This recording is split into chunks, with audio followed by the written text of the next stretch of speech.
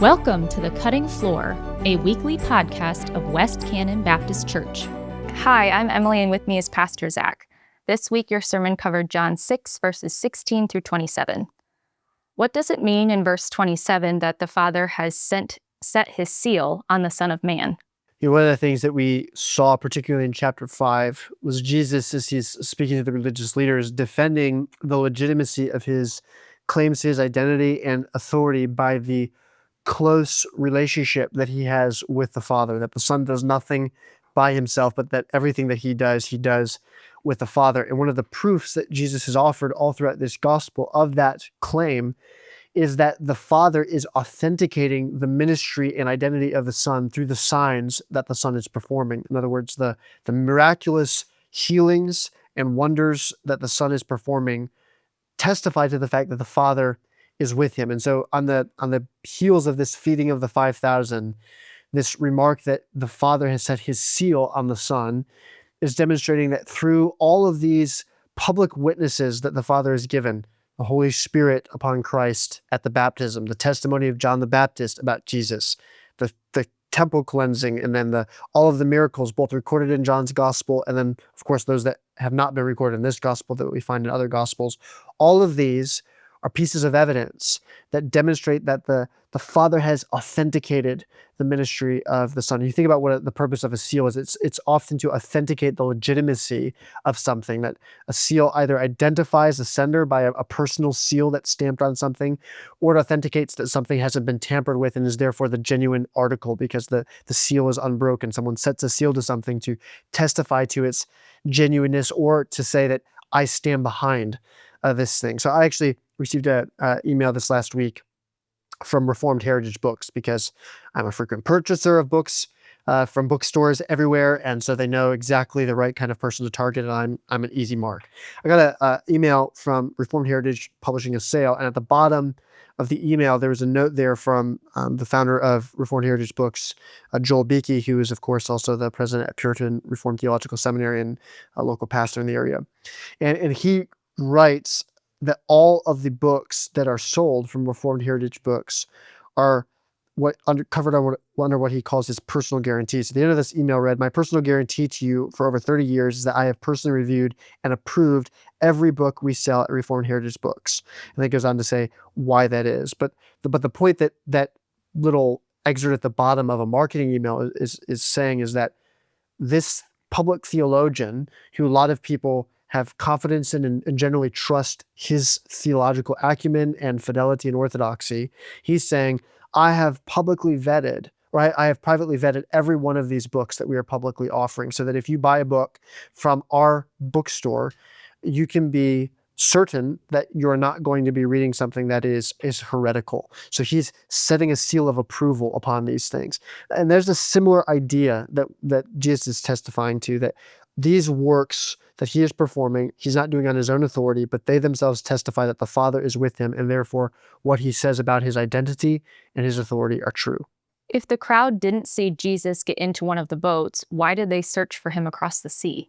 So they're waiting there overnight at the bottom of the mountain. In the morning, it becomes clear that Jesus is no longer there. He's escaped from them. The disciples' boat is gone as well, but they, I think at this point, realized that Jesus did not go off with them. I assume that they were watching the disciples get into the boat and leave.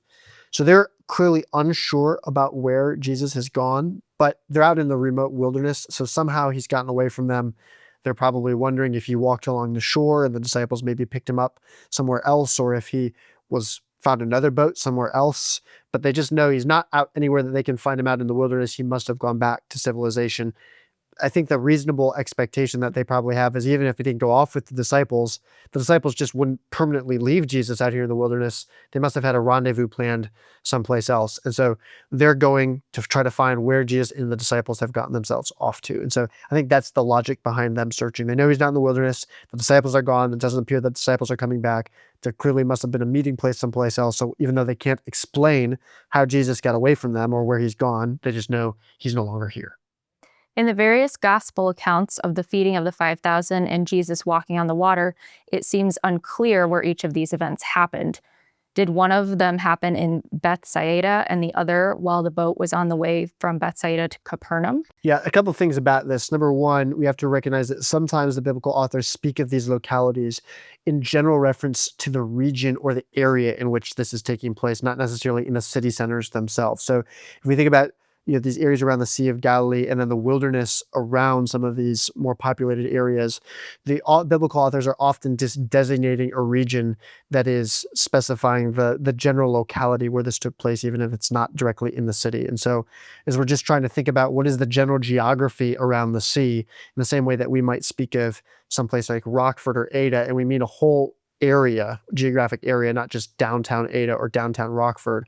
So also sometimes the biblical authors will speak in those ways. So we might just be speaking of references to areas around the sea. And then when he goes to a place like going to Capernaum, that's to then identify he's gone specifically to the population center rather than just in the region.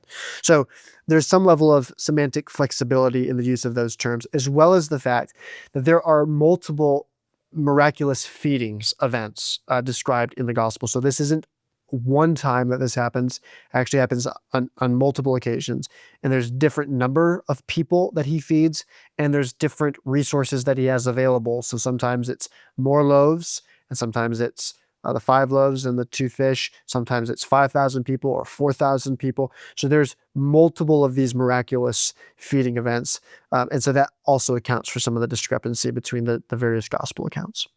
Is Matthew 14, verse 22 through 32 referring to the same walking on water event? And if so, why did John choose not to include Peter walking on the water? That does seem to be a reference to the same walking on water event. Matthew is the only one of the gospel accounts that adds the detail that Peter walks on the water. And there's maybe a few reasons for this, and I don't want to get too speculative here, but I'm someone who subscribes to what's called the Markan priority theory, which essentially means that the Gospel of Mark is probably the first gospel and serves as kind of a framework that a lot of the other gospels writers use. Not that they are dependent on Mark, but that they're referencing a gospel account that was already somewhat in circulation in the early church. But Mark was a close associate of Peter, and so I think it makes sense that that particular event would not have been included in Mark's account because of Peter's close influence. You might think the exact opposite, that Mark would include it because he was a close associate of Peter. I think it's entirely possible that one that just wasn't within Mark's particular purpose in his gospel. It also may have just had something to do with not wanting to seem boastful about Peter's unique experience given Mark's close association with Peter. Similarly, in John's gospel, John has a very clear theological purpose in the writing of his gospel. And so many, many details that we find in the other gospel accounts are not included in John's gospel for reasons of the fact that he has streamlined the details of this gospel toward a very specific purpose. And one of the things that John is clearly doing in chapter 6 is recording historical true events, but structured in a way that draws our attention to the Exodus narrative and the clear points of correspondence that are taking place there. And so Peter, then being called out to walk on the water, would perhaps have distracted the reader from that broader superstructure of a contrast with the Exodus that John is trying to draw his reader's attention to. That's one possibility as well. I do think on the Matthew front, why is it in Matthew's gospel?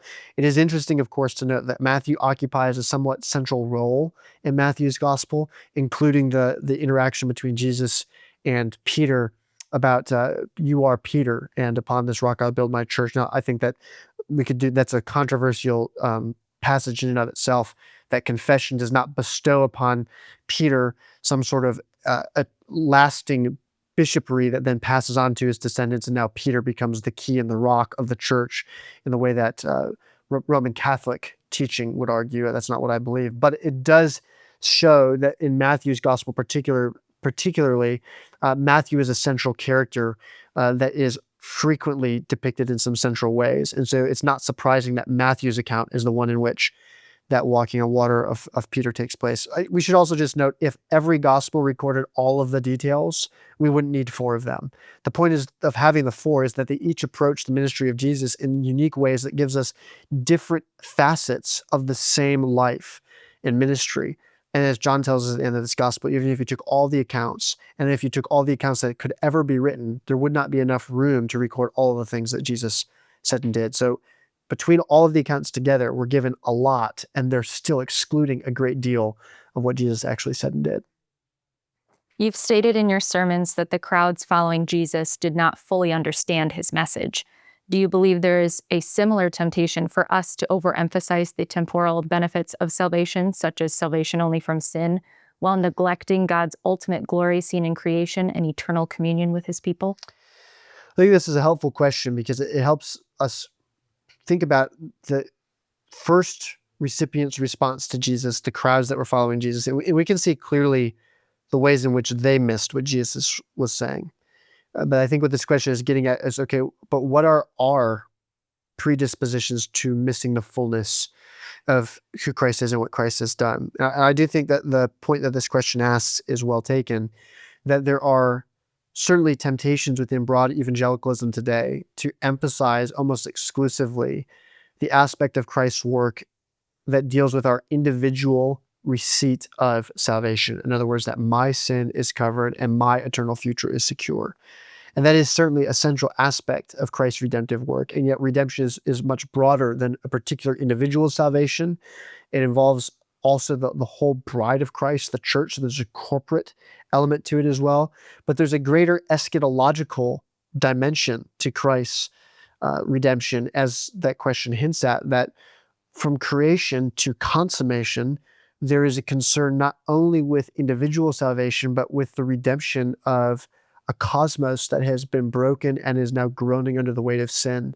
And that a new heaven, a new earth that awaits the children of God is a reflection that God is restoring all things in Christ, not just broken people, but a broken creation. And so if we want to step back and make sure that we are properly thinking of all that Christ is and all that Christ does for us through the cross and through an empty tomb, we need to see beyond just a purpose to save individual sinners, but a purpose to redeem a whole people for himself as image bearers, who then will spend eternity with Christ in a new cosmos, like a new Eden, in which they will spread and proclaim the glory of Christ, the glory of the Godhead, to the uttermost parts of the earth, in the same way that Adam and Eve were once commanded to be fruitful and multiply and fill the earth and subdue it. The redeemed people of God will fill the new heavens and the new earth, so that it will redound with purified, glorified image bearers who are walking, talking declarers of the glory of our risen King.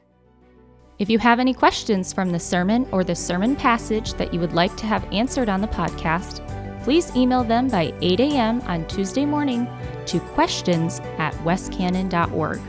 We'll see you next week.